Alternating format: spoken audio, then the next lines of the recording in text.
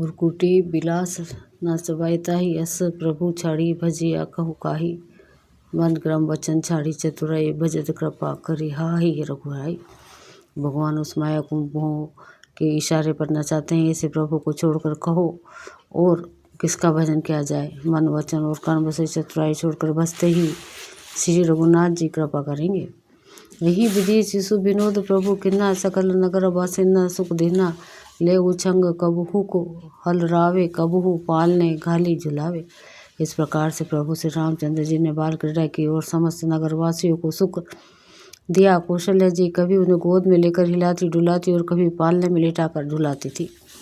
दोहा प्रेम मगन कौशल्या निशी दिन जात न जान, सुत सने बस माता बाल चरित कर गान।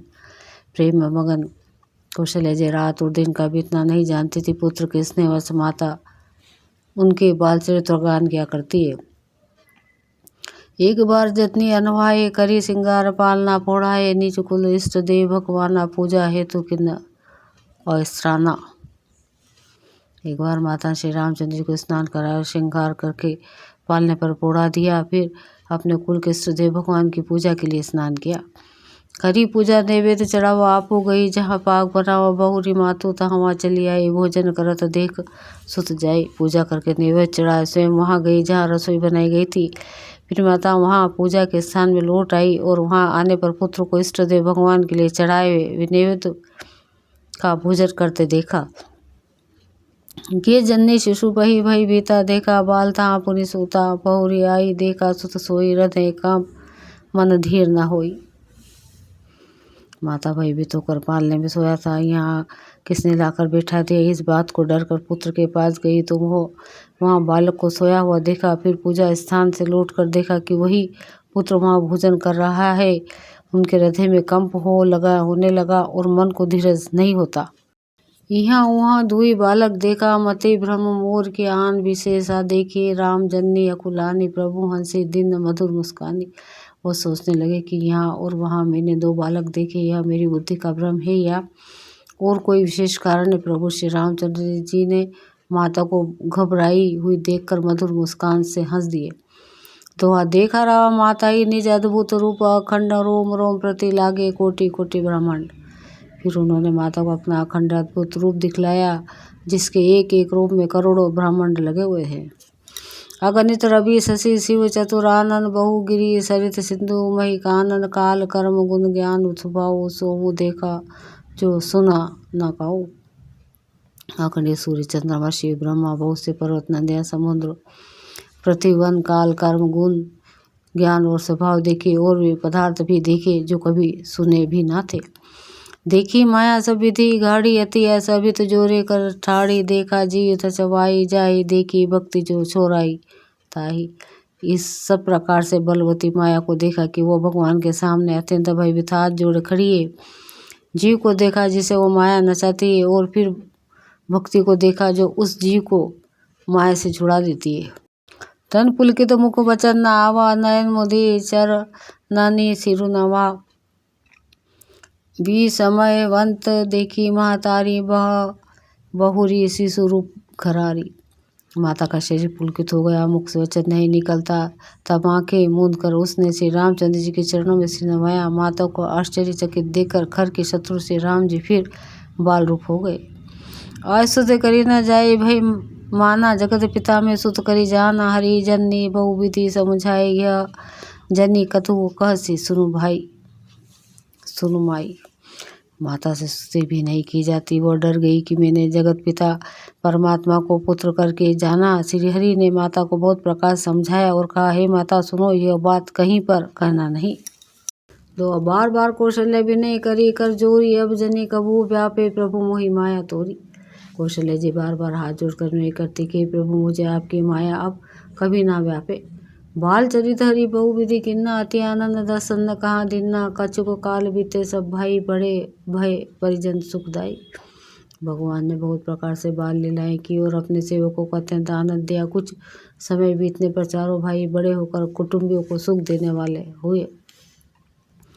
चूड़ाकरण किन्न गुरु जाई, पिपरन पुनि दक्षिणा। बहु पाई परम मनोहर चरित अपारा, करत फिरत चारियो सुकुमारा।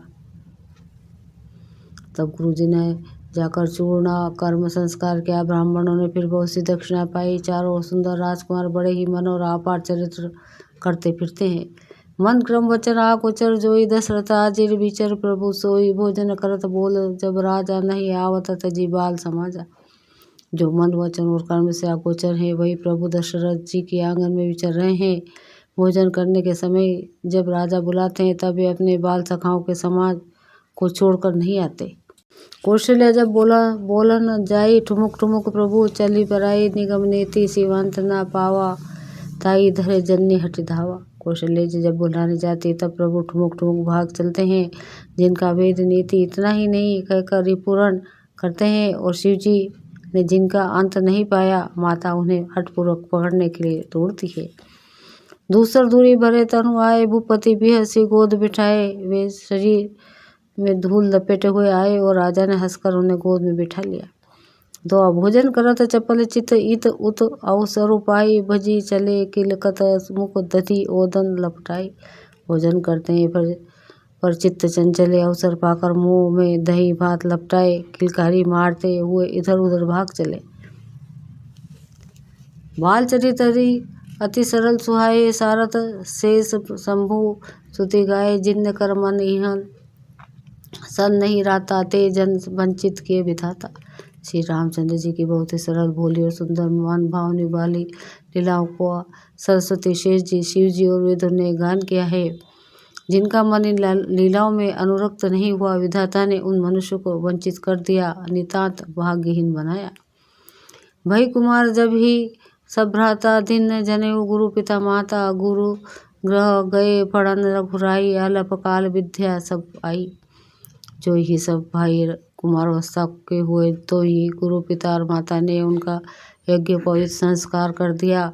श्री रघुनाथ जी भाइयों सहित गुरु के घर में विद्या पढ़ने गए और थोड़े ही समय में उनको सब विद्याएं आ गई।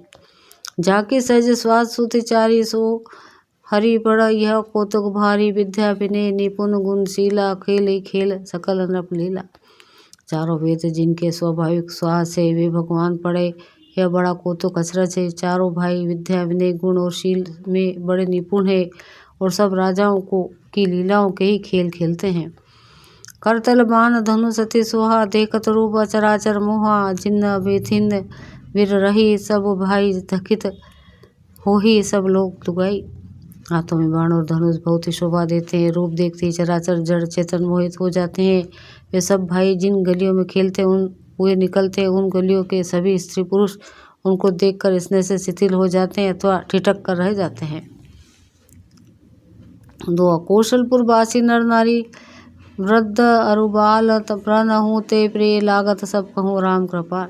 कौशलपुर के रहने वाले स्त्री पुरुष बूढ़े और बालक सभी को कृपालु श्री रामचंद्र जी प्राणों से भी बढ़कर प्रिय लगते हैं। बंधु सखा संग लेई बोलाई बन मृगया नित खेलई जाई पवन मृग मारी जिया जानी दिन प्रति नृप ही देखा वही आनी। श्री रामचंद्र जी भाइयों और इष्ट मित्रों को बुलाकर साथ ले जाते हैं और नित्य वन में जाकर शिकार खेलते हैं। मन में पवित्र समझकर मृगों को मारते हैं और प्रतिदिन लाकर राजा दशरथ जी को दिखलाते हैं। जे मृग राम बाण के मारे ते तनु तजी सुरलोक सिधारे अनुज सका संग भोजन करी मातो पिता आज्ञा अनुसरही।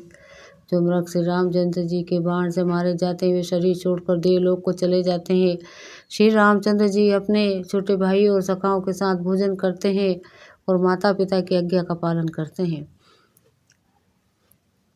जेहि विधि सुखी होहि पुरलोगा करी कृपा निधि सोई संजोगा वेद पुराण सुनहि मन लाई आपू कही अनुजन समुझाई। जिस प्रकार नगर के लोग सुखी हो कृपा निधान श्री रामचंद्र जी वही संयोग लीला करते हैं। वे मन लगाकर वेद पुराण सुनते हैं और फिर स्वयं छोटे भाइयों को समझाकर कहते हैं। प्रातः काल उठी के रघुनाथा मातु पिता गुरु ना वही माथा आयुषु मागी करी पुर काजा देखी चरत हर्षहि मन राजा।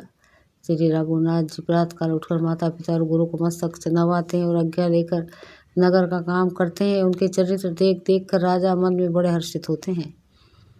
दो व्यापक अकल अनिहि अज निर्गुण नाम ना रूप भगत हेतु नाना विधि करत चरित्र अनु। जो व्यापक अकल निर्वयव इच्छा रहित, अजन्मा और निर्गुण है तथा जिनका नाम नाम रूप वही भगवान भक्तों के लिए नाना प्रकार के अनुपम अलौकिक चरित्र करते हैं। यह सब चरित्र कहाँ में गाई, अगीली कथा सुनो मन लाई। विश्वामित्र महामुनि ज्ञानी, बसी विपिन शुभ आश्रम जानी। यह सब चरित्र मैंने गाकर बखान कर कहा, अब आगे की कथा मन लगाकर सुनो। ज्ञानी महामुनि विश्वामित्र जीवन में शुभ आश्रम पवित्र स्थान जानकर बसते थे, जहाँ जब यज्ञ जोग मुनि करही अति, मारीच सुबाहु हुई डर ही देखत यज्ञ निशाचर धावी, करी उपद्रव मुनि दुख पावी। जहाँ वे मुनि जब यज्ञ और योग करते थे परंतु मारीच और सुबाहु से बहुत डरते थे। यज्ञ देखते ही राक्षस दौड़ पड़ते थे और उपद्रव पहुँचाते थे, जिससे मुनि बहुत दुखी पाते थे। गति गाधी तनय मन चिंता, व्यापी हरि बिनु मरहि ना निशिचर पापी। तब मुनि बर मन किन्ना विचारा, प्रभु अवतरहु हरण मही भारा। गाधी के पुत्र विश्वामित्र जी ने मन में चिंता छा गई कि ये पापी राक्षस भगवान के मारे बिना ना मरेंगे। तब श्रेष्ठ मुनि ने मन में विचार किया कि प्रभु ने पृथ्वी का भार हरने के लिए अवतार लिया है।